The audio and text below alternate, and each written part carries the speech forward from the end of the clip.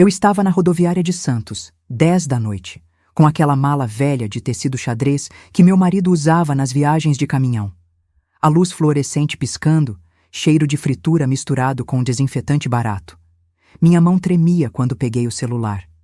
Não era medo, era raiva contida. Liguei pro Evandro primeiro.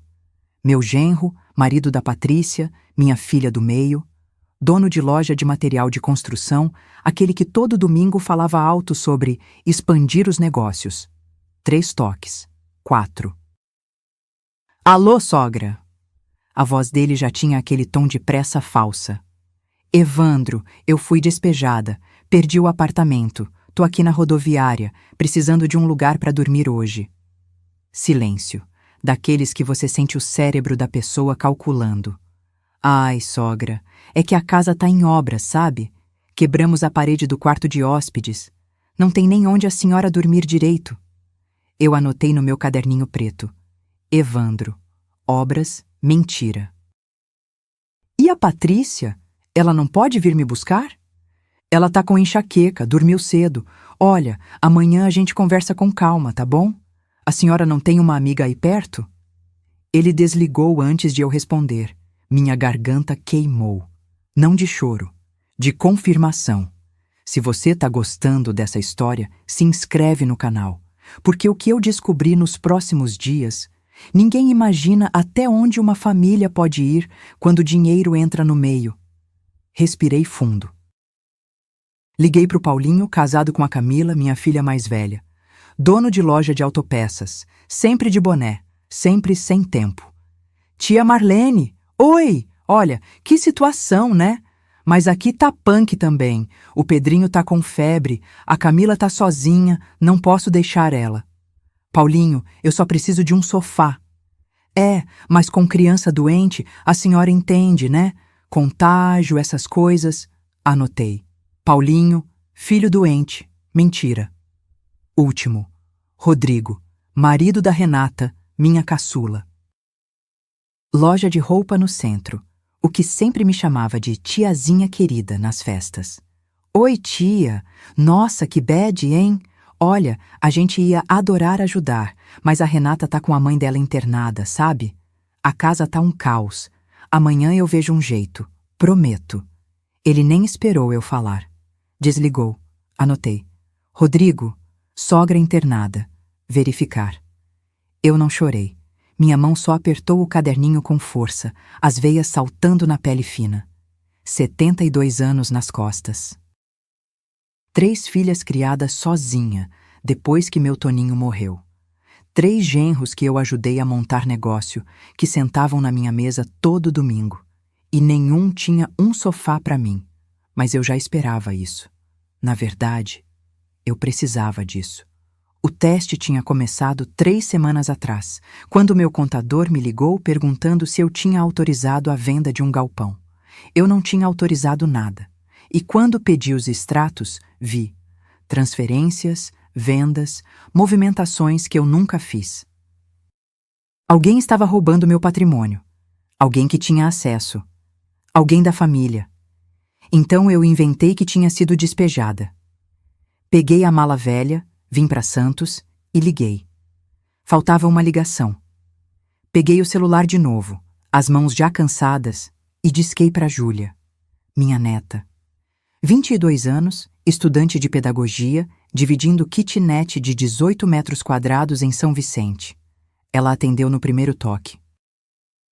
Vó, que foi? Tá tudo bem?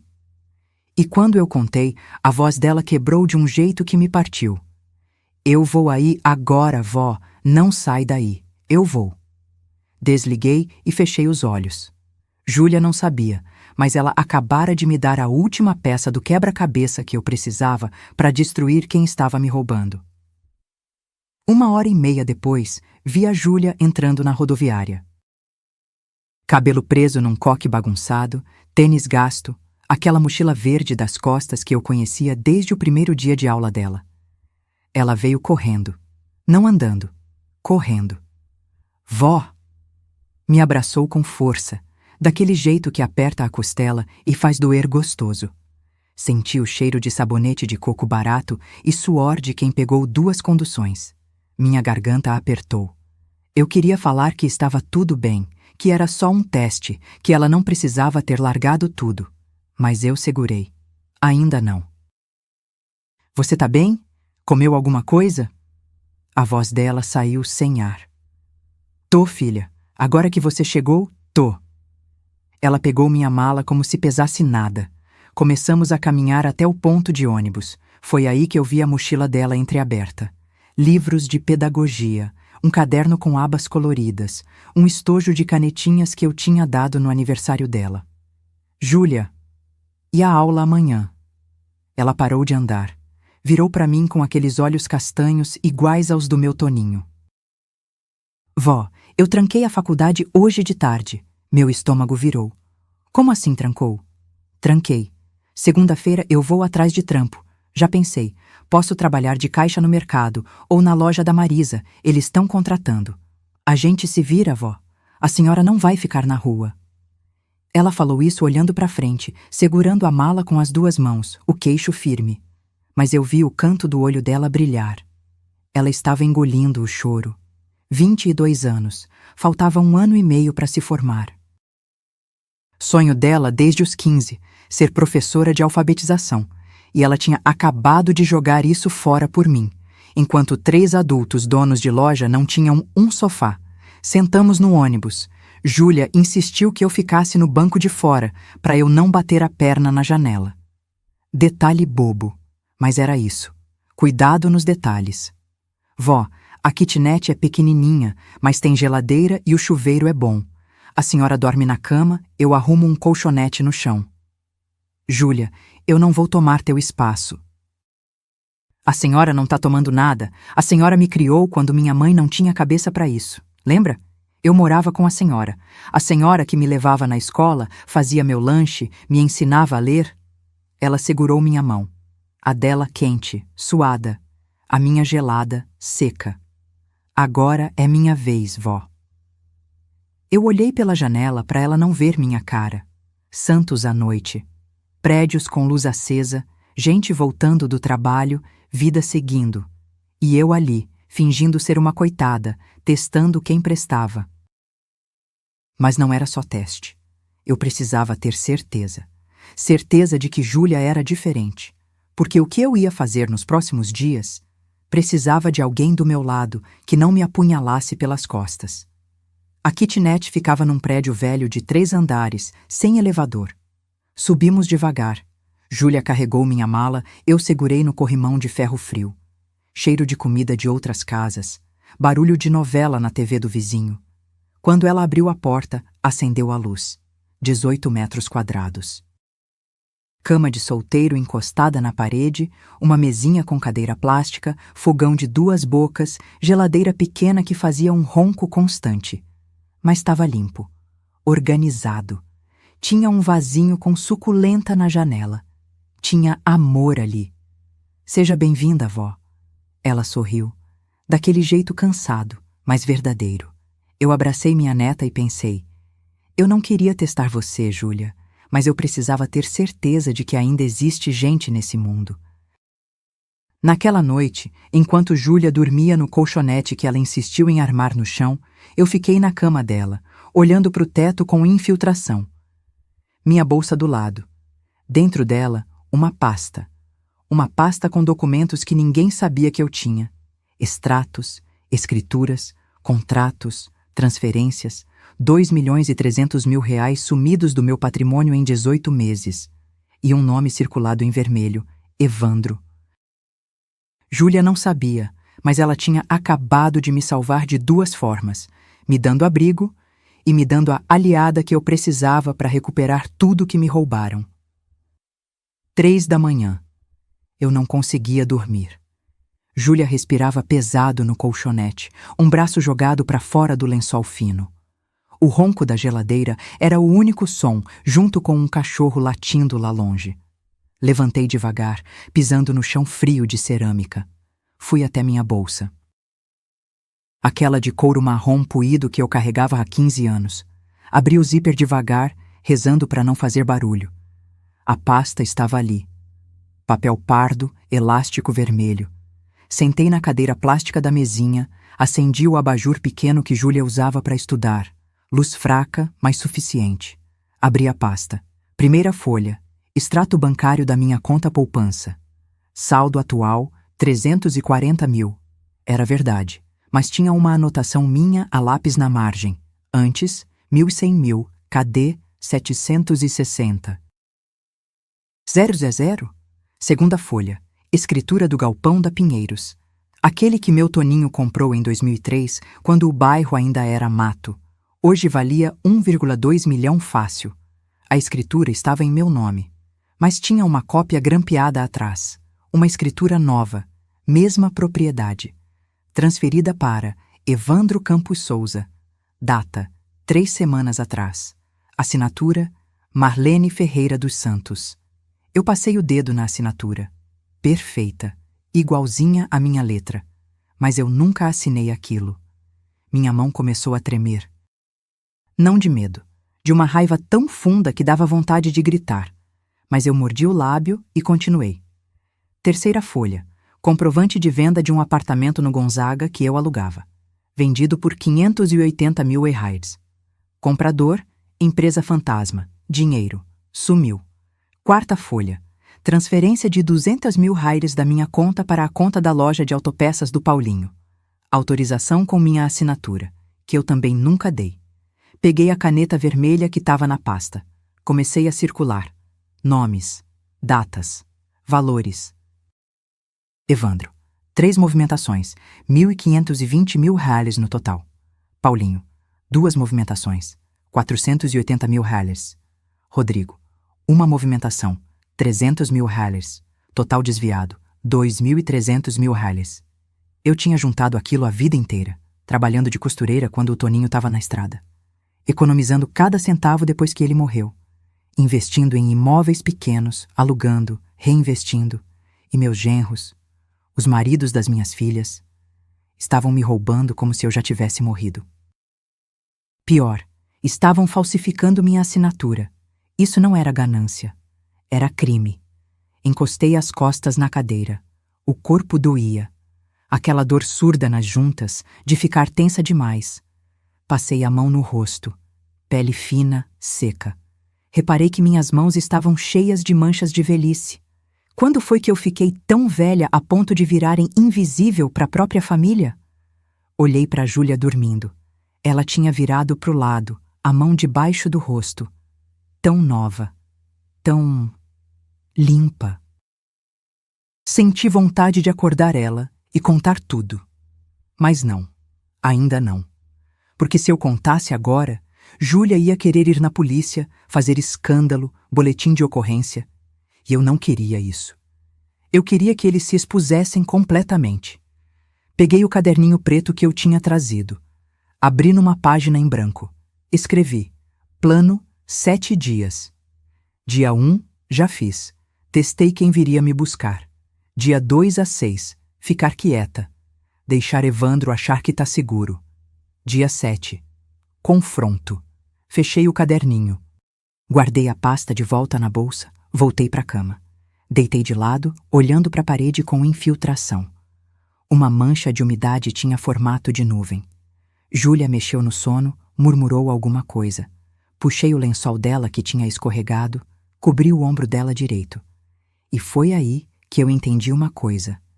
Eu não estava fazendo isso só por dinheiro.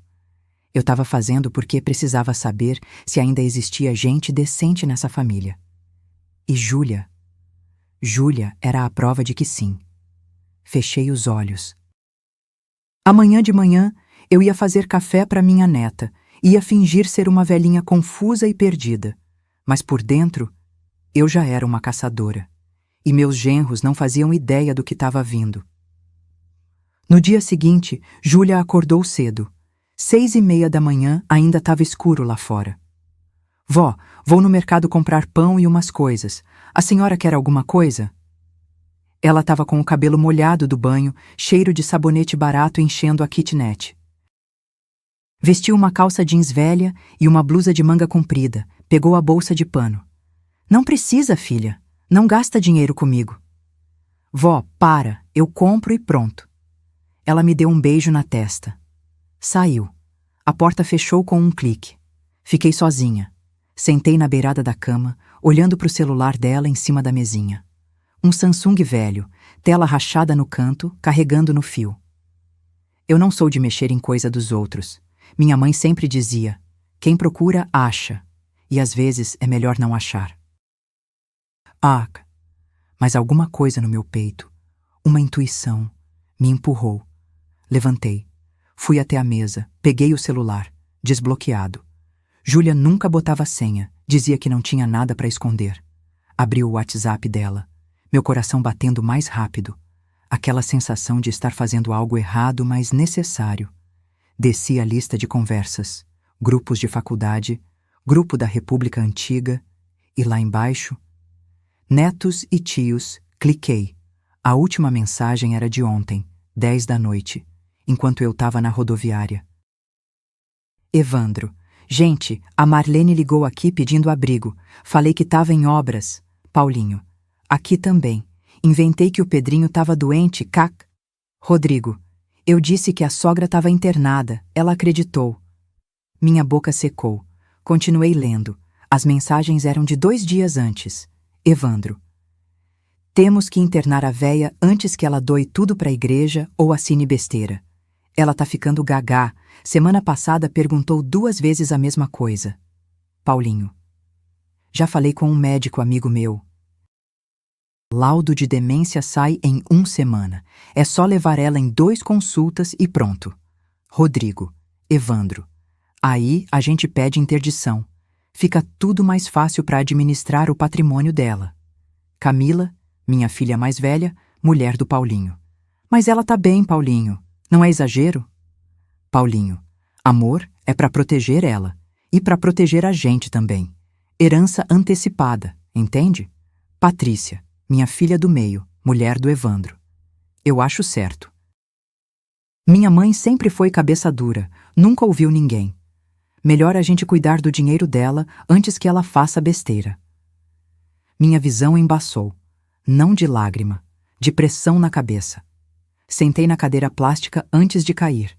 Minhas pernas estavam bambas, aquela fraqueza que sobe das panturrilhas e toma conta. Coloquei a mão no peito. Respiração curta. Eles queriam me internar, forjar laudo médico, me declarar louca. Para pegar o que era meu. Voltei pro celular. Continuei lendo. Evandro, o galpão já tá quase transferido. Falta só ela assinar mais um papel. Paulinho. E o apartamento do Gonzaga? Conseguiu? Evandro. Vendido. 580 já caiu. Rodrigo. Vocês são foda, mano. Eu só consegui transferir os 300 da poupança dela. Eu li aquilo 3 vezes. Eles estavam rindo, planejando, juntos. Não era só Evandro, eram os 3. E minhas filhas, pelo menos 2, sabiam. Senti um gosto amargo na boca. Bile subindo. Levantei rápido, fui até a pia minúscula, abri a torneira, bebi água direto da mão. Gelada. Respira, Marlene. Respira. Peguei meu celular velho, aquele tijolão que mal tirava foto. Mas tirava. Voltei pro celular da Júlia. Fotografei. Todas as mensagens, uma por uma. A mão tremendo, mas firme o suficiente para ficarem legíveis. Guardei meu celular de volta na bolsa. Apaguei meu rastro no WhatsApp da Júlia. Coloquei o celular dela de volta na tomada, exatamente como estava. Sentei na cama. Fiquei olhando para as minhas mãos. Velhas, cheias de veias saltadas, unhas curtas, sem esmalte, mãos que trabalharam a vida toda, e pensei, eu não queria acreditar que meus genros eram ladrões, mas o pior é saber que minhas filhas deixaram. Patrícia tinha chamado eu de cabeça dura. Camila tinha duvidado, mas aceitado. Só a Renata, a caçula, não tinha falado nada no grupo. Ouvi a chave na porta. Júlia voltando. Limpei o rosto rápido, forcei um sorriso. Vó, olha, comprei pão francês quentinho e Toddy. A senhora gosta, né? Ela entrou com a sacolinha, sorrindo. Tão inocente, tão longe de imaginar o que a família dela estava fazendo. Gosto sim, filha. Obrigada. Tomamos café juntas. Júlia passou manteiga no meu pão. Eu fingi normalidade. Mas por dentro eu já não era mais a velha confusa que eles achavam. Eu era uma bomba prestes a explodir. E agora eu tinha prova. Quarto dia na kitnet. Quinta-feira de tarde. Júlia tinha ido para a biblioteca da prefeitura buscar uns livros. Disse que ia aproveitar enquanto ainda tinha a carteirinha de estudante válida. Eu estava sozinha, esquentando sopa de pacotinho no fogão, quando a campainha tocou. 2 toques curtos. Estranhei. Ninguém sabia que eu estava ali. Desci as escadas devagar, segurando no corrimão. Joelho esquerdo reclamando a cada degrau. Abri a porta do prédio. Era o Murilo, meu contador. 55 anos, cabelo grisalho penteado para o lado, camisa social azul clara suada embaixo do braço. Ele segurava uma pasta de couro marrom, daquelas grandes que pareciam pesar. Seu Murilo? Dona Marlene, graças a Deus achei a senhora. Ele estava ofegante, como se tivesse subido correndo. Como o senhor soube que eu estava aqui? A Júlia postou um stories ontem. Localizou São Vicente. Eu liguei para ela, ela me passou o endereço. Ele limpou a testa com um lenço de pano. Mania antiga dele. Sempre carregava um lenço no bolso, desde os tempos que atendia meu Toninho. Senti um aperto no estômago. Murilo era contador da família fazia 30 anos. Homem sério, certinho. Foi ele que me ajudou a organizar a herança quando o Toninho morreu. Foi ele que me ensinou a investir os aluguéis. Mas agora eu não sabia mais de quem confiar. Sobe, seu Murilo, mas o elevador não funciona. Tudo bem, dona Marlene, eu subo. Subimos. Ele respirava pesado. Eu ouvia o coração dele batendo rápido. Ou era o meu. Não sabia mais. Chegamos na kitnet. Ele olhou em volta sem disfarçar o espanto. A senhora tá morando aqui? Por enquanto, a Júlia me acolheu. Ele balançou a cabeça, mas não disse nada.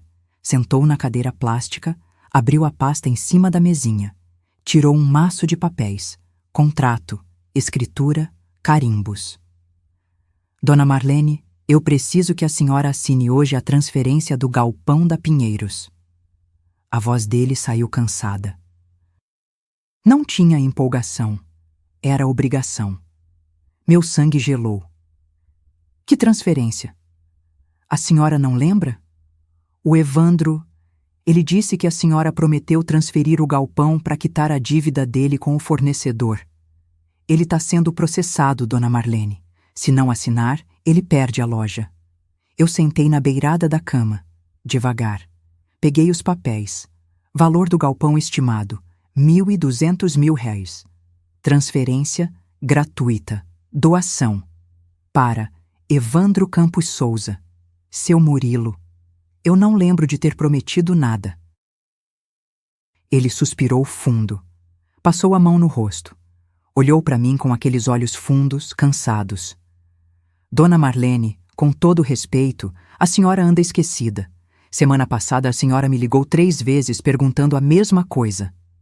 Mentira, eu nunca liguei. O Evandro tá dizendo que a senhora tá confusa, que às vezes repete as coisas, ele tá preocupado. Preocupado. Repeti a palavra devagar, sentindo o gosto dela. Murilo colocou a caneta na minha frente. Assina aqui, dona Marlene. É pro bem da família. Peguei a caneta. Minha mão tremia, mas não de confusão. Olhei pro papel, pro espaço da assinatura, e tive uma ideia. Assinei. Mas assinei errado. De propósito, em vez de Marlene Ferreira dos Santos, escrevi Maria Lene Santos. Letra trêmula, bambinha. Como se eu realmente tivesse esquecido meu próprio nome. Murilo pegou o papel, olhou rápido, guardou na pasta. Nem conferiu. Levantou, já indo embora. Obrigado, dona Marlene. A senhora fez a coisa certa. Ele desceu as escadas. Eu fiquei na porta, ouvindo os passos dele sumirem. Fechei a porta devagar. Encostei nela. Respirei. Agora eu sabia. Se Murilo fosse honesto, ia perceber a assinatura errada e voltar. Se fosse cúmplice de Evandro, ia levar o documento assim mesmo, achando que eu era boba. Eu tinha acabado de armar uma armadilha, e em 24 horas eu saberia de que lado meu contador de 30 anos estava. Ai, Caná! Júlia voltou da biblioteca 2 horas depois. Jogou a mochila no chão e ficou parada na porta, me olhando. Vó. A voz dela saiu diferente, grave, controlada. Que história é essa de galpão? Meu estômago apertou. Ela tinha encontrado o Murilo na rua? Ele tinha contado? Que galpão, filha? Para, vó, para de fingir. Ela cruzou os braços, os olhos vermelhos. O porteiro me parou embaixo, disse que subiu um senhor com pasta. Eu liguei pro Murilo. Ele me contou. Transferência de um galpão de R$ 1.200.000. Voz, a senhora tem dinheiro? Silêncio. O ronco da geladeira encheu o espaço entre a gente. Sentei na beirada da cama. Júlia ficou de pé, esperando. As mãos dela tremiam. De raiva ou de medo, não sei. Respirei fundo. Tenho. A palavra saiu pequena, mas pesada. Júlia passou a mão no rosto. Soltou uma risada curta, sem alegria. Quanto? Júlia. Quanto, vó? Levantei, peguei minha bolsa, tirei um extrato bancário. Não o da pasta secreta, um que eu tinha imprimido semana passada, no caixa eletrônico. Entreguei para ela. Júlia leu, os olhos correndo as linhas, boca entreaberta. R$ 340.000. Ela leu em voz alta. Olhou para mim. A senhora tem R$ 340.000 na poupança? Tenho. E mais 3 imóveis alugados, rendendo 8.700 por mês. Júlia sentou na cadeira plástica. As pernas dela pareciam ter amolecido. Ela segurou a cabeça com as 2 mãos. Eu tranquei a faculdade por nada. A voz dela quebrou. Não foi por nada, Júlia. Foi! Ela gritou, e foi a primeira vez que eu vi minha neta gritar comigo. Eu achei que a senhora estava na rua, achei que tinha perdido tudo. Eu ia trabalhar de caixa de mercado, vó. Eu estava disposta a largar meu sonho. Ela chorou, daquele jeito feio, soluçando, limpando o rosto com as costas da mão. Eu me ajoelhei na frente dela. O joelho doeu, aquela fisgada aguda, mas ignorei. Segurei as mãos dela. Júlia, olha para mim. Ela olhou, olhos inchados, rosto molhado. Eu precisava saber quem ainda me ama de verdade, não o dinheiro que eu tenho. Eu. A senhora mentiu para mim, vó.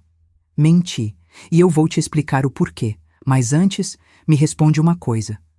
Apertei as mãos dela. Se eu tivesse falado que eu tinha dinheiro, você teria vindo me buscar? Claro que sim. E teria trancado a faculdade? Ela ficou quieta, pensando. Não. Pois é, você veio porque me ama. Não porque eu tenho conta no banco. E isso vale mais que qualquer escritura. Júlia limpou o rosto com a manga da blusa. Respirou fundo, daquele jeito entrecortado de quem chorou muito. Mas por que a senhora disse que foi despejada? Isso é loucura, vó. Levantei devagar, o joelho reclamando. Sentei na cama. Porque alguém tá roubando de mim, Júlia. O silêncio voltou. Mas era diferente agora. Era a tensão. Tá sumindo dinheiro, movimentações que eu não fiz. Imóveis vendidos sem autorização. E tem gente da família envolvida. Quem? Olhei para ela. Ainda não tenho certeza de todos, mas eu vou descobrir. Júlia se levantou. Pegou um copo na pia, encheu de água, me trouxe. Bebe, vó. Bebi. Água gelada, descendo e acalmando aquele nó na garganta. Ela sentou do meu lado na cama. A senhora não tá sozinha, tá bom? Eu vou te ajudar. Encostei a cabeça no ombro dela.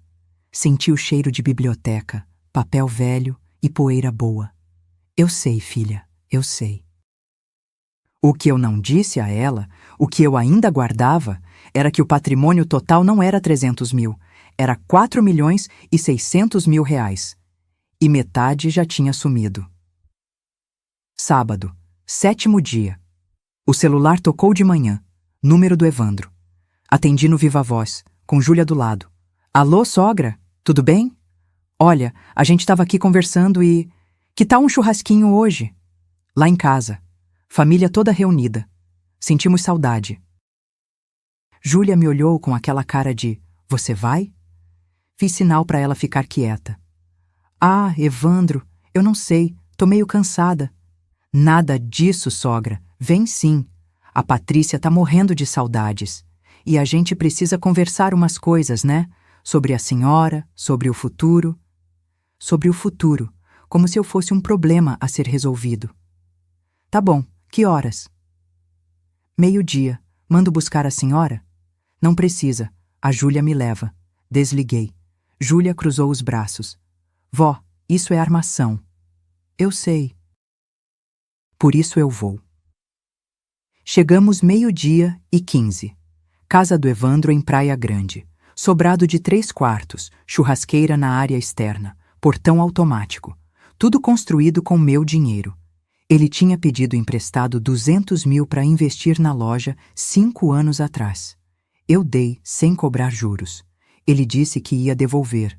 Nunca devolveu. Agora eu sabia por quê. Para que devolver se dá para roubar o resto? Tocamos a campainha. Evandro abriu. Sorriso largo demais. Sogra, Júlia, entra, entra. Cheiro de carne na churrasqueira. Som de pagode baixinho. Vozes na área. Entramos. Tava todo mundo lá. Paulinho e Camila, minha filha mais velha. Rodrigo e Renata, a caçula. Patrícia, a do meio, esposa do Evandro. E mais. Os netos pequenos correndo, barulho de criança, bexiga estourando, clima de festa, muito sorriso, muita risada forçada. Patrícia veio me abraçar. Mãe, como a senhora tá? Senti o corpo dela rígido. Abraço de protocolo, sem calor. Tô bem, filha. Que bom. A gente tava preocupado. Preocupado. Todo mundo preocupado. Sentei numa cadeira de plástico. Júlia ficou do meu lado, tensa como uma corda de violão. Evandro trouxe cerveja para ela, guaraná para mim. Pra senhora, sogra, geladinho. Aceitei. Fingi um gole. Paulinho tava na churrasqueira, virando a carne. Boné do Corinthians, chinelo, bermuda. Gesticulando largo, falando alto com Rodrigo sobre futebol. Normalidade ensaiada. Comemos. Farofa, vinagrete, pão de alho. A carne estava boa, mas descia mal. Meu estômago embrulhado, aquela sensação de quando você sabe que tem cobra na grama. No meio do almoço, Evandro bateu o copo na mesa. Levantou. Gente, só um minutinho. Eu queria falar uma coisa importante. O pagode baixou de volume. Todo mundo olhou. A gente estava conversando aqui, né? Sobre a sogra. Meu coração acelerou. E a gente vê que a senhora tá meio cansada. É natural, né? A idade chega para todo mundo. Ele sorriu, bonachão. Então a gente pensou, a senhora não quer morar num lugar mais estruturado? Júlia apertou minha mão embaixo da mesa. Como assim, Evandro? Paulinho se meteu. Tipo assim, tia Marlene. Um lugar com enfermeira, médico, atividades, para a senhora descansar de verdade, sem preocupação. Rodrigo completou. Tem uma clínica muito boa em Guarujá. A gente foi visitar. Limpinha, arejada, comida caseira. A gente paga, tia. É para a senhora ficar bem. Clínica. Eles queriam me internar. Olhei para o rosto de cada um. Evandro, de pé, com aquele sorriso de vendedor. Paulinho, com a espátula na mão, desviando o olhar. Rodrigo, mexendo no celular, fingindo naturalidade. E minhas filhas. Camila olhava para o prato. Patrícia me encarava, queixo erguido, como se estivesse fazendo um favor. Renata tinha lágrimas nos olhos, mas não falava nada. Júlia explodiu. Vocês querem internar minha avó? Júlia, calma. Evandro ergueu as mãos. Não é internação, é cuidado. Cuidado? Júlia levantou. Vocês nem atenderam o telefone quando ela precisou. Silêncio de constrangimento. Foi aí que eu falei. Voz baixa, mas firme. Deixa eu pensar. Mas antes, cadê o Murilo? Quero tirar uma dúvida sobre uns papéis. Evandro ficou branco. Tipo branco de quem levou um soco no estômago e tá tentando esconder. Murilo? Por quê, sogra? Porque ele veio me visitar. Pediu para eu assinar uma transferência. Do galpão da Pinheiros. O barulho das crianças brincando sumiu. Ou foi minha audição que falhou? Não sei. Paulinho largou a espátula. Rodrigo parou de mexer no celular. Patrícia engasgou com a cerveja. A senhora assinou? A voz de Evandro saiu rouca. Sorri. Aquele sorriso pequeno de avó que sabe das coisas. Assinei. Por quê? Tem problema? Evandro respirou fundo. Recuperou o sorriso. Não, não. Que bom. É que... é tudo para a senhora ficar tranquila, né? Tranquila. Ele acabara de confirmar que sabia da transferência. Levantei da cadeira. Júlia me ajudou. Obrigada pelo churrasco, mas eu vou embora. Mãe, espera. Patrícia tentou segurar meu braço. Olhei nos olhos dela. Olhos da minha filha, que eu segurei no colo, que eu ensinei a andar. E vi uma estranha. Me solta, Patrícia. Ela soltou. Saímos, Júlia e eu, em silêncio. No Uber de volta, eu pensei. Eu não queria acreditar que meus filhos me entregariam assim, mas agora eu sei que eles já me enterraram. E amanhã eu ia provar que morto também levanta. Segunda-feira de manhã, 8h30. Eu e Júlia na fila do cartório do centro de Santos. Aquele cheiro de papel velho, café requentado, ar-condicionado mofado, gente impaciente mexendo no celular, senha eletrônica apitando. Peguei a senha, 347. Sentamos naquelas cadeiras de plástico duro, encostadas na parede. Júlia estava nervosa, balançava a perna sem parar, aquele tique de ansiedade. Vó, e se não achar nada? Vai achar. Minha barriga roncou. Não tinha tomado café direito, só um gole de água, estômago revirado desde ontem. Senha 347, guichê 5. Levantamos. Fomos até o guichê. A moça era jovem, cabelo preso, unhas feitas. Crachá. Fabiana. Bom dia, preciso de segunda via de escritura. Galpão na Rua Pinheiros, 428. Ela digitou. Clique, clique, clique no teclado. CPF da senhora? Passei. Mais digitação. Ela franziu a testa. Dona Marlene, a senhora transferiu esse imóvel há 6 dias. Dia 10 de janeiro. 6 dias. 2 dias antes de eu fingir o despejo. Meu sangue gelou. Como assim transferir? Fabiana virou o monitor para mim. Tá aqui, ó. Transferência para o senhor Evandro Campos Souza. Reconhecimento de firma. Tudo certinho. Júlia se inclinou, lendo a tela comigo. Quero ver o documento. A assinatura. Fabiana clicou. Imprimiu. Entregou. Peguei o papel com as 2 mãos. Elas tremiam. Ali estava. Escritura de transferência. Data: 10 de janeiro de 2026. Imóvel: Galpão Rua Pinheiros, 428. Valor: 1.200 milhões. Transferência: gratuita, doação. E lá embaixo, minha assinatura. Perfeita, caprichada, cada curva da letra M, cada traço do S. Igualzinha. Mas não era a que eu tinha feito com o Murilo. Aquela tinha sido errada de propósito. Maria Lene Santos, trêmula. Essa aqui era perfeita. Eles tinham falsificado antes do teste, antes de tudo. Júlia pegou o papel da minha mão. Vó, essa assinatura é da senhora? Não. Fabiana piscou confusa. Como não? Eu nunca assinei isso. Isso é falsificação. A moça ficou sem graça. Olhou para o papel, para mim, para o papel de novo. A senhora tem certeza? Porque o reconhecimento de firma foi feito no cartório da Praia Grande, com RG e tudo. Meu RG, que eu guardo na bolsa. Mas Patrícia tem cópia. Ela precisou quando eu assinei como avalista do apartamento dela, anos atrás. Respirei fundo. Aquela dor no peito, aperto, falta de ar. Quero cópia autenticada dessa escritura. Agora. Sim, senhora. Só um momento. Fabiana saiu para os fundos. Júlia me segurou pelo braço. Vó, senta, a senhora tá pálida. Sentei numa cadeira ali perto, cabeça rodando, boca seca, aquele gosto metálico. Júlia se ajoelhou na minha frente, segurou minhas mãos. Respira, vó. Devagar. Respirei. Olhei para ela. Eles me roubaram antes mesmo de eu testar eles, Júlia. Eu sei. A voz dela saiu embargada. Eu sei.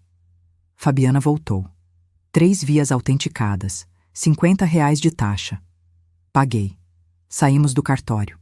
Sol forte lá fora, meio-dia chegando. Barulho de ônibus, buzina, gente vendendo água na calçada. Sentamos num banco de praça. Árvore dando sombra. Pombo ciscando perto.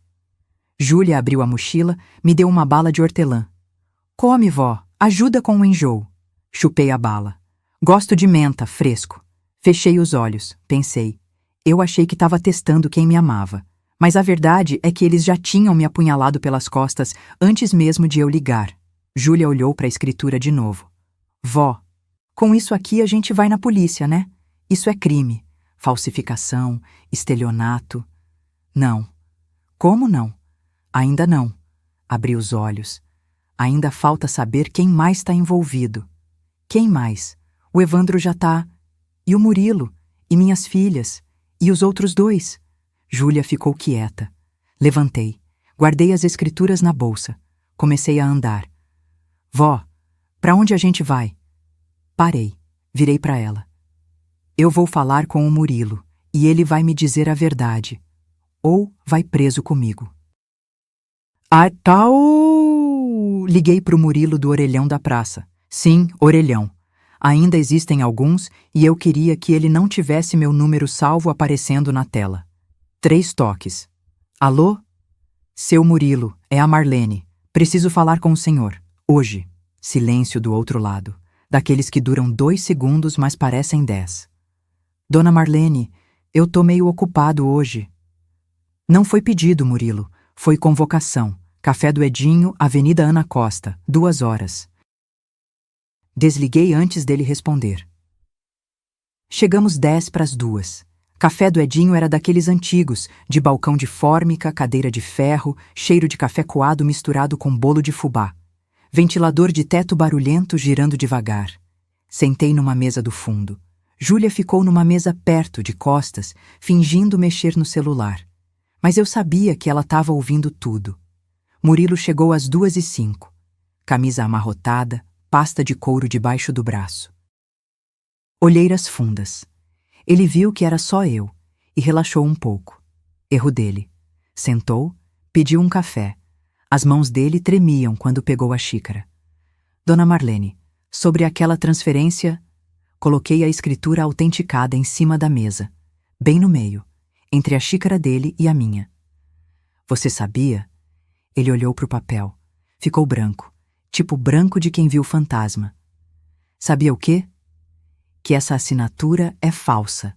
Murilo engoliu em seco, a maçã de Adão subindo e descendo. Ele pegou o papel com a mão tremendo, leu, olhou para mim.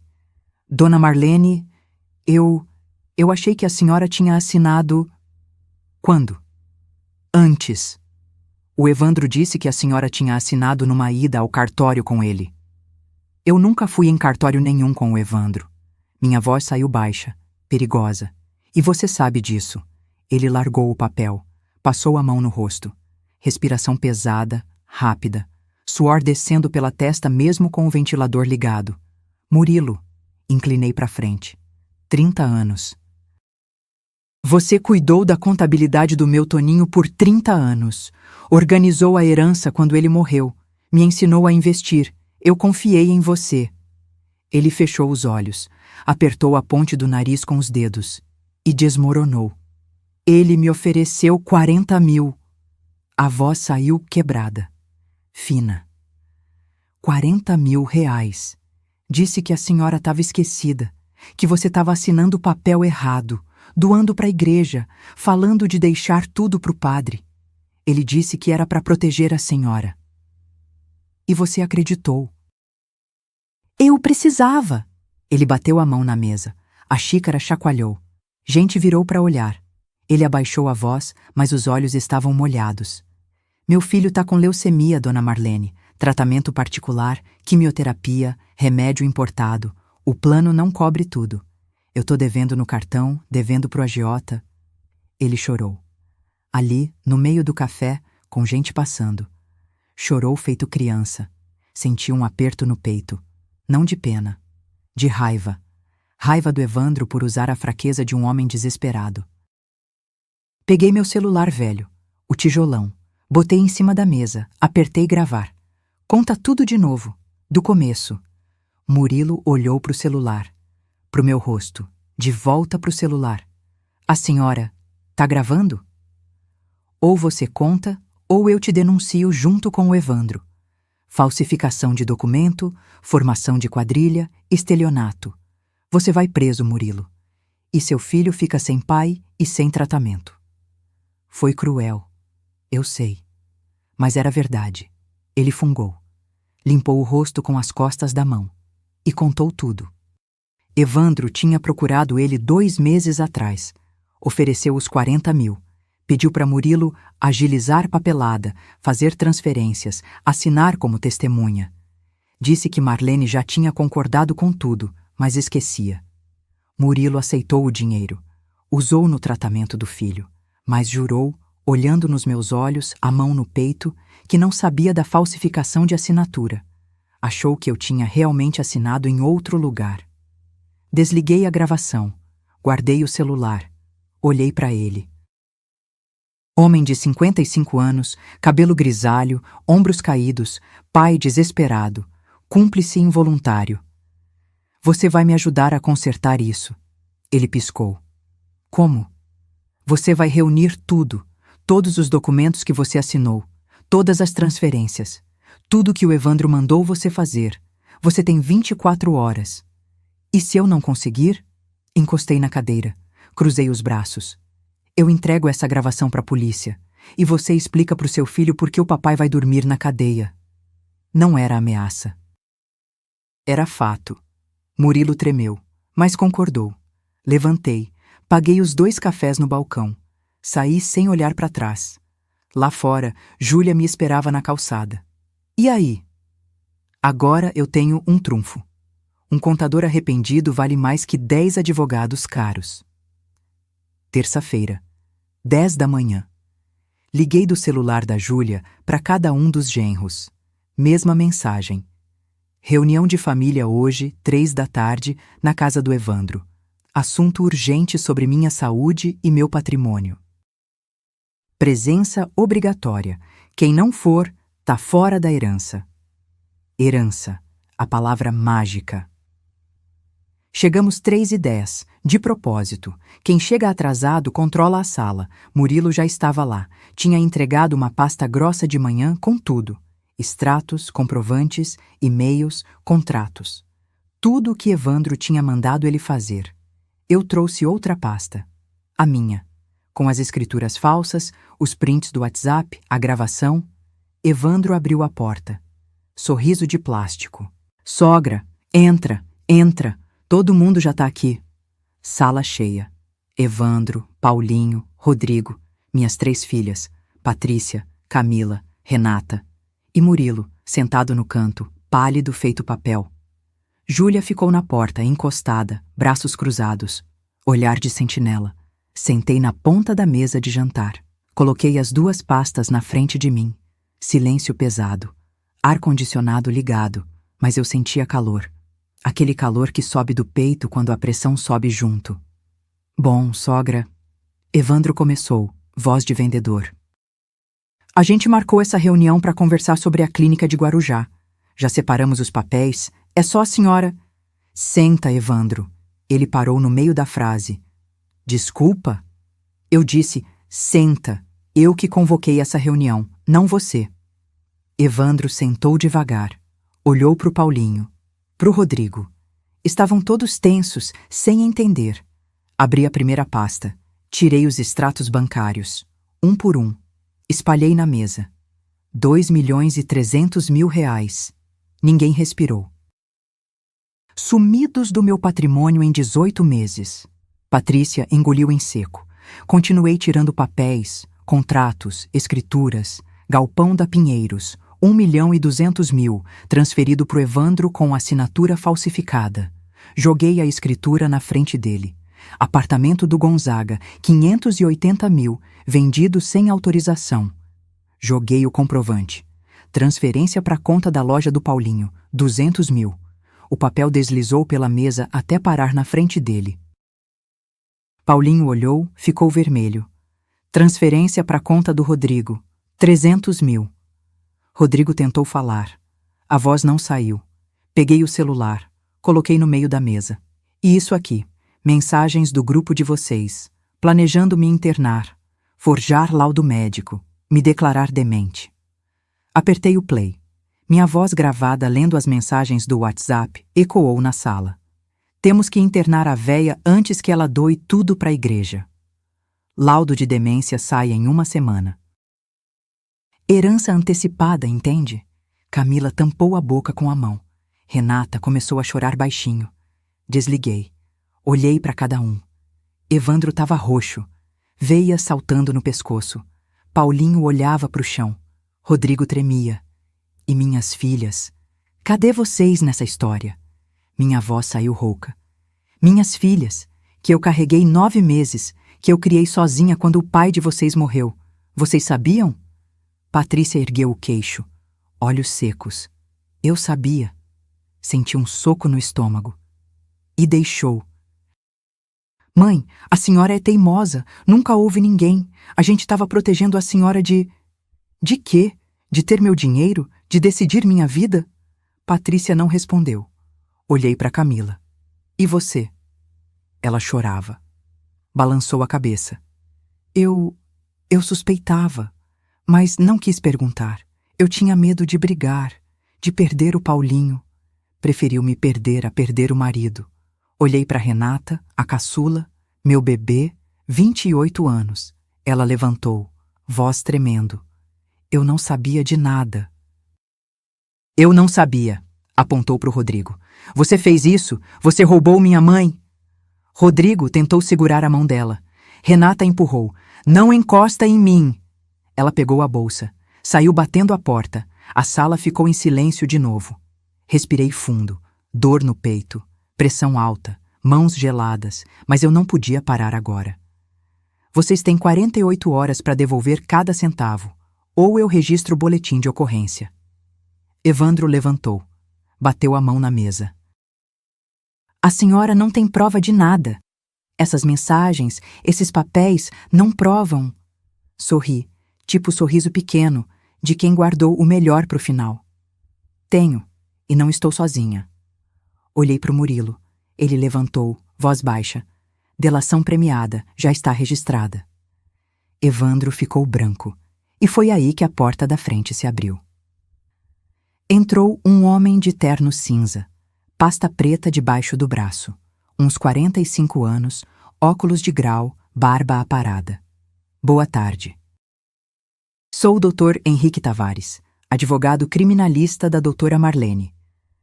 Júlia tinha contratado ele 2 dias atrás, com o dinheiro que eu dei para ela. Evandro recuou. Que isso? A senhora contratou advogado?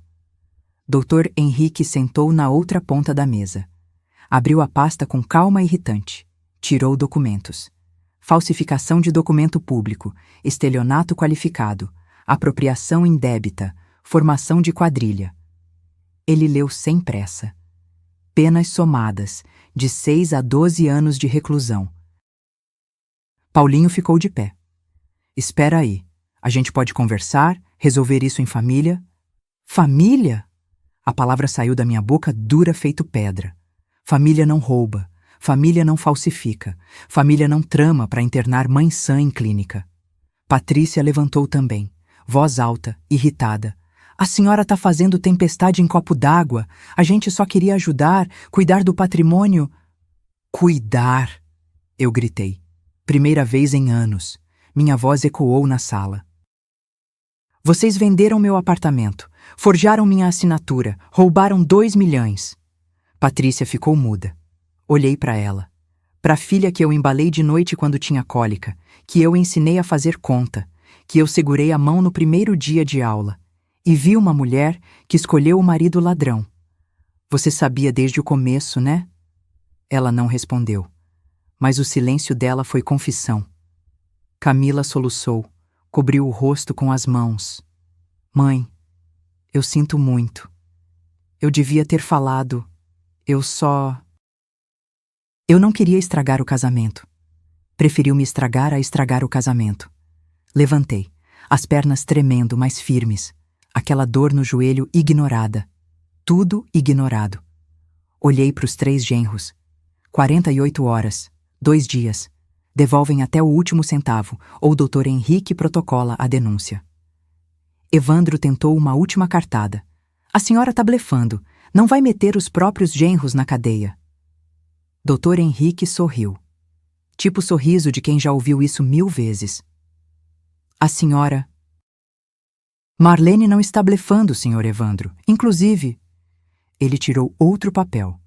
Já temos bloqueio judicial preventivo de suas contas. As 3, desde ontem. Rodrigo ficou branco. Bloqueio? Como? A gente não foi notificado. Segredo de justiça. Crimes patrimoniais contra idoso têm tratamento prioritário.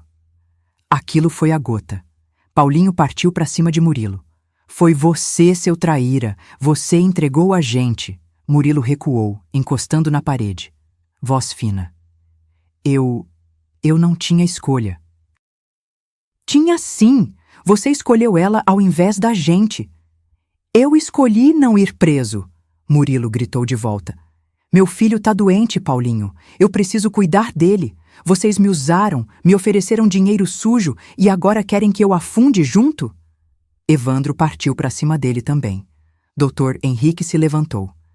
Senhores, qualquer agressão será testemunhada e adicionada ao processo. Júlia entrou no meio, braços abertos. Chega! Todo mundo parou. Ela olhou para mim.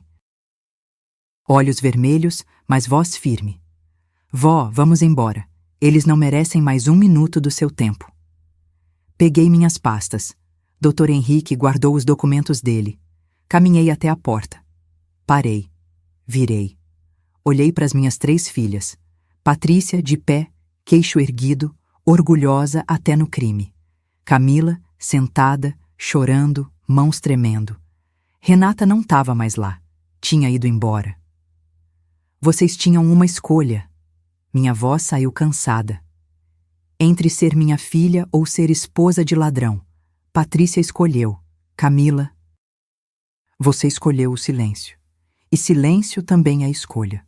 Patrícia me encarou. E agora? A senhora vai me deserdar? Tirar tudo de mim? Sorri, triste. Você já se deserdou sozinha, filha. Saí, Dr. Henrique atrás. Júlia do meu lado, segurando meu braço. Lá fora, sentei no banco do Uber que Júlia tinha chamado. Fechei os olhos. Senti a mão quente da minha neta segurando a minha, gelada, tremendo. Vó, a senhora tá bem? Não tava. Meu peito doía, não de pressão, de tristeza. Mas respondi. Vou ficar, porque eu ia. Eventualmente. Mas naquele momento eu só queria sumir. Desaparecer num lugar onde família não existisse. No dia seguinte, quarta-feira, 10 da manhã, meu celular tocou. Dr. Henrique. Dona Marlene, pode vir até meu escritório? Preciso que a senhora assine uns documentos. Fui com Júlia. Escritório na Conselheiro Nébias, 2º andar, sem elevador. Subimos devagar. Meu joelho reclamando cada degrau. Entramos. Sala pequena, mesa cheia de papéis, cheiro de café velho. Dr. Henrique não estava sozinho. Tinha 2 pessoas com ele. Um homem de uniforme, oficial de justiça pela identificação no peito, e uma mulher de tailleur preto, pasta debaixo do braço. Dona Marlene, essa é a doutora Cláudia do Ministério Público. Meu coração acelerou. Ministério Público? Dr. Henrique indicou uma cadeira. Senta, Dona Marlene. A senhora precisa saber, o crime que cometeram contra a senhora não é só particular. É crime contra idoso, com agravante de vínculo familiar. Isso é ação pública. O Estado processa, não só a senhora. Sentei. Júlia ficou de pé atrás de mim, mão no meu ombro. Doutora Cláudia abriu a pasta. Com base na delação do Sr. Murilo Campos e nas provas documentais, conseguimos mandado de prisão preventiva para os três: Evandro Campos Souza, Paulo Henrique Lima e Rodrigo Tavares. Prisão. A palavra ecoou na minha cabeça. Eles vão ser presos? Hoje? Agora. Dr. Henrique olhou para o relógio. Polícia já deve estar nas residências. Minha boca secou. Aquela sensação de quando você ganha algo que queria, mas não sabe se devia ter querido. Júlia apertou meu ombro. Vó, a senhora tem certeza? Ainda dá pra... Dá pra o quê, Júlia? Virei para ela. Para deixar eles me roubarem de novo? Para fingir que não aconteceu? Ela ficou quieta. Peguei a caneta que Dr. Henrique ofereceu. Assinei os papéis. Autorização de representação. Confirmação de depoimento. Tudo. Minha mão tremia. Não de medo. De algo que eu não sabia nomear. Culpa. Alívio. Raiva. Tudo junto? 3 horas da tarde. Meu celular tocou. Número desconhecido. Atendi. Era Patrícia. Voz histérica. Mãe, a polícia levou o Evandro. Ele tá algemado. Os vizinhos todos viram. Isso é culpa da senhora. Desliguei. Tocou de novo. Camila. Mãe, pelo amor de Deus. O Paulinho foi preso no trabalho. Na frente dos funcionários. A loja vai fechar. A gente tem 2 filhos, mãe. Desliguei. Mensagem de Renata. Mãe, o Rodrigo foi preso. Eu pedi divórcio. Obrigada por abrir meus olhos. Te amo. Essa eu respondi. Eu também te amo, filha. Naquela noite, não consegui dormir. Fiquei na cama da kitnet, olhando para o teto. Júlia dormia no colchonete, respiração pesada. Peguei meu celular. Entrei nas notícias locais de Santos. Lá estava. 3 empresários presos por estelionato contra a idosa. Vítima é a própria sogra. Tinha foto. Evandro sendo colocado na viatura. Cara no chão, cabelo bagunçado. Fechei o celular. Encostei a cabeça no travesseiro. Cheiro de amaciante barato da Júlia. Pensei nas minhas filhas. Patrícia me culpando. Camila, desesperada. Renata, livre. Pensei nos netos pequenos, que iam crescer sabendo que o pai foi preso por roubar a avó. Pensei no Toninho. Meu marido, se ele estivesse vivo, o que ele diria?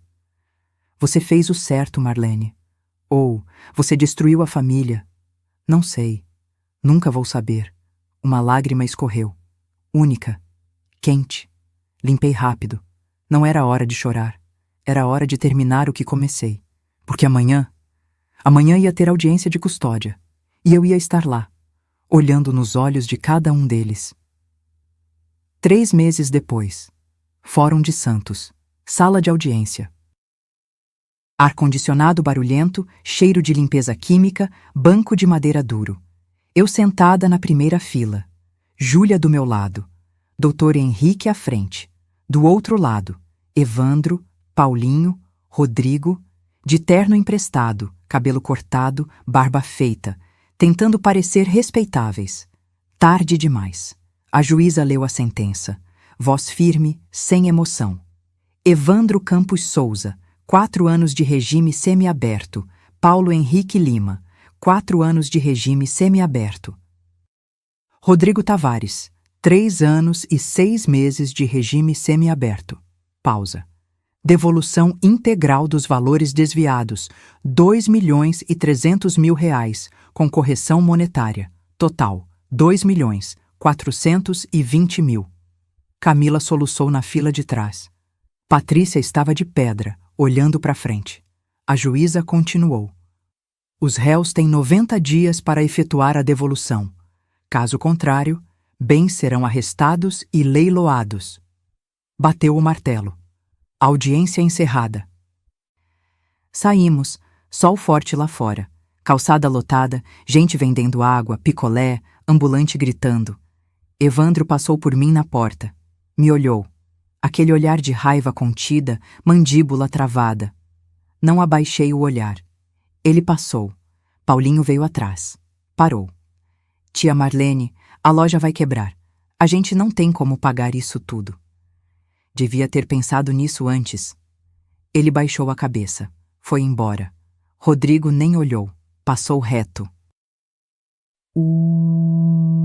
45 dias depois. Loja de materiais de construção do Evandro. Placa de vende-se. Loja de autopeças do Paulinho. Fechado por ordem judicial. Loja de roupas do Rodrigo. Leiloada. O dinheiro veio. 2.420.000. Depositado numa conta bloqueada. Dr. Henrique me ligou. Dona Marlene, o valor está disponível. A senhora quer transferir para sua conta? Respirei fundo. Não. Como não? Quero que seja depositado num fundo educacional, em nome da Júlia e dos netos que realmente precisam. Silêncio do outro lado. A senhora tem certeza? Absoluta. Porque eu não queria aquele dinheiro de volta. Não assim, sujo de traição. Eu queria que virasse futuro, bolsa de estudo, faculdade, livros, sonhos. 2 semanas depois. Patrícia apareceu na kitnet, sem avisar. Júlia abriu a porta. Ficou parada, sem saber o que fazer. Deixa ela entrar. Patrícia entrou. Cabelo preso, sem maquiagem, roupa simples, nada da mulher cheia de pose que eu conhecia. Ficou de pé. Eu sentada. Mãe, eu vim pedir perdão. Não respondi. Eu errei. Eu escolhi ele. E agora eu tô pagando. Ele vai ficar preso, a casa vai ser tomada, eu vou ter que trabalhar de novo. A voz dela quebrou. Eu perdi tudo. Olhei para ela. Minha filha. 42 anos. Rugas nos olhos. Cansaço. Você não perdeu tudo, Patrícia. Você escolheu. Eu sei. Ela chorou. Finalmente. Eu sei. E eu não espero que a senhora me perdoe, mas eu precisava falar. Levantei. Cheguei perto dela. Eu perdoo. Ela me olhou surpresa. Mas herança? Continuei. Você escolheu ele, agora vive com a escolha. A cara dela desmontou. A senhora vai me tirar da herança? Já tirei. Peguei um papel que estava na bolsa. Novo Testamento. Registrado em cartório 3 dias atrás. Li em voz alta. 70% do patrimônio. Júlia Ferreira Santos. 30% dividido entre Camila e Renata. Patrícia ficou branca. E eu? Você já recebeu, quando fiquei quieta enquanto seu marido roubava. Ela saiu, sem falar mais nada. Porta fechando devagar. Sentei de novo. Mãos tremendo. Júlia se ajoelhou na minha frente. Vó, a senhora não precisava ter feito isso. Precisava. Segurei o rosto dela. Não foi sobre dinheiro, Júlia. Foi sobre caráter. E pela primeira vez em meses, eu senti paz. Justiça tinha sido feita. Mas a verdadeira reviravolta, a que ninguém esperava, ainda estava guardada. 6 meses depois, Júlia se formou. Pedagogia, oradora da turma. Eu estava na primeira fila do auditório, vestido discreto, cabelo preso, orgulhosa. Quando chamaram o nome dela, gritei. Gritei mesmo, daquele jeito constrangedor de mãe em formatura. Júlia subiu no palco, pegou o diploma, sorriu para mim. E no discurso, falou. Eu quase desisti. Quase tranquei tudo por medo, mas minha avó me ensinou que família é quem fica, não quem é sangue. Chorei, ali, na frente de todo mundo. Naquela noite, fomos jantar. Restaurante simples, self-service por quilo, suco de laranja natural. Sentamos perto da janela. Barulho de rua lá fora, ônibus passando, gente voltando do trabalho. Júlia mexia na comida. Macarrão, frango, salada, mas quase não comia. Vó, posso perguntar uma coisa? Claro. Ela largou o garfo, me olhou nos olhos.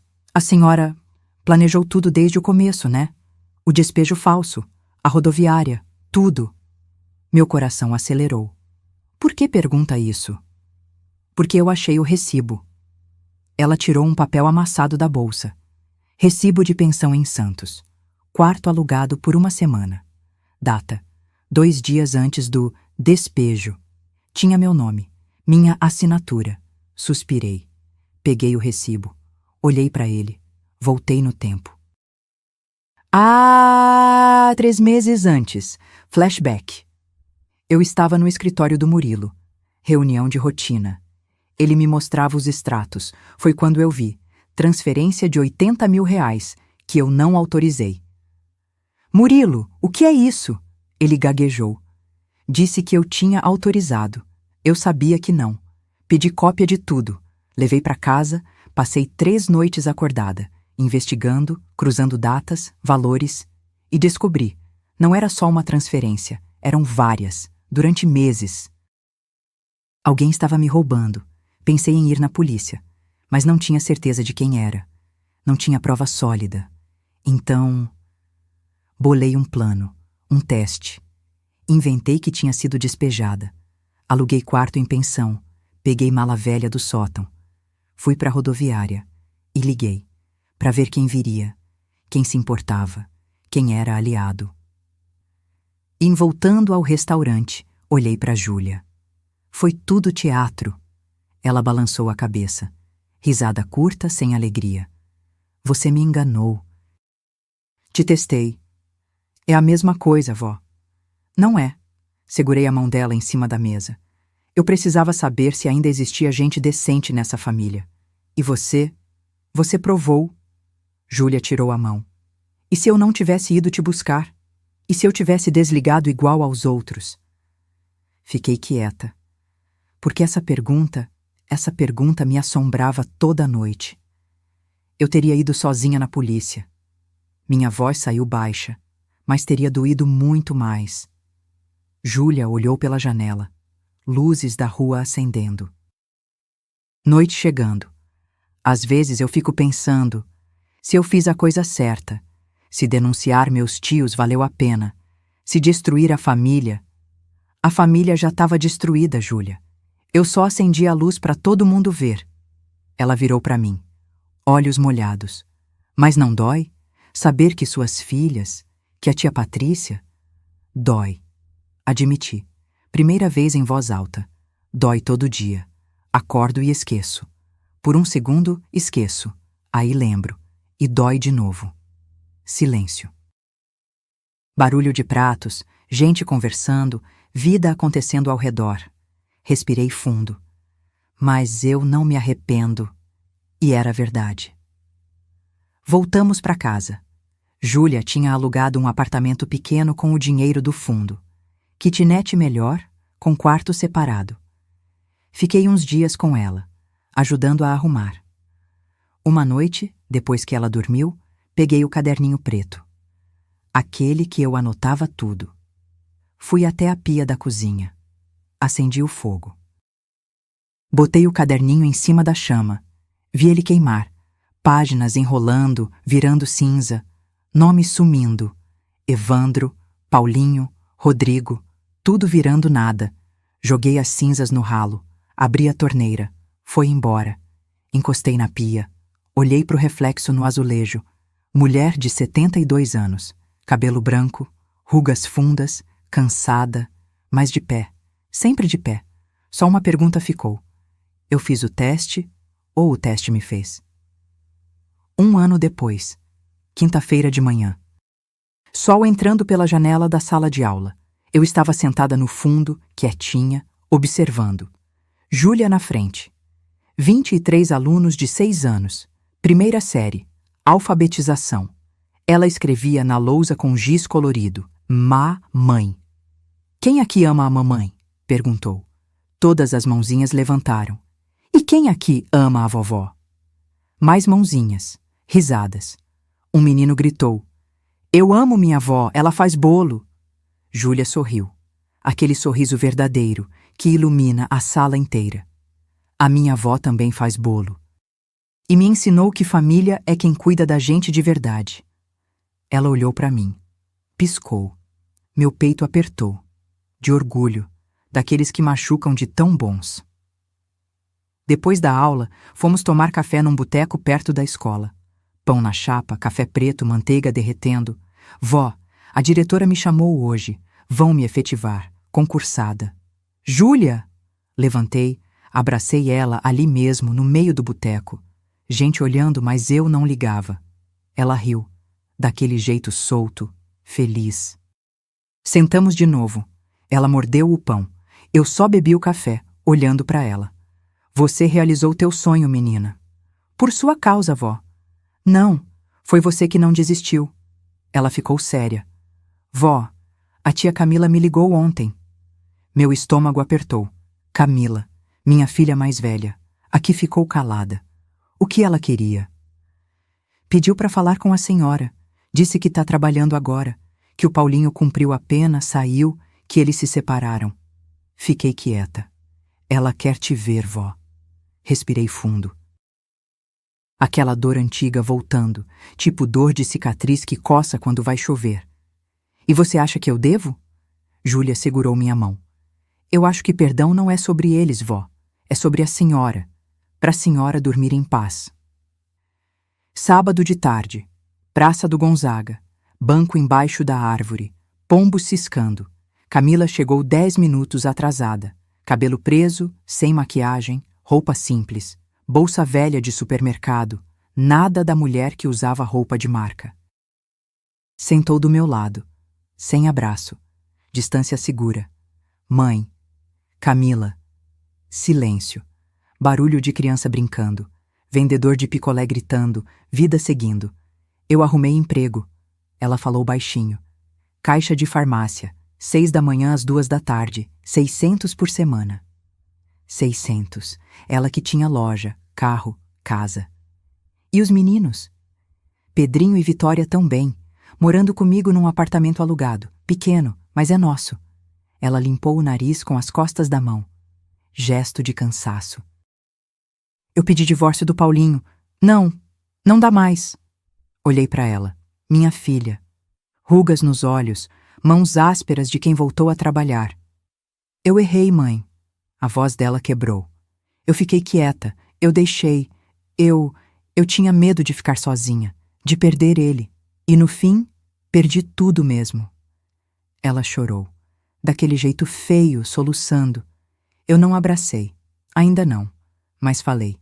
Você perdeu o que não prestava. E achou o que importa. O quê? Dignidade. Ela me olhou. Olhos vermelhos, rosto inchado. A senhora me perdoa? Respirei fundo. Olhei para o céu, nuvem passando, vento fresco. Eu perdoo, Camila. Mas confiança demora para voltar. Eu sei.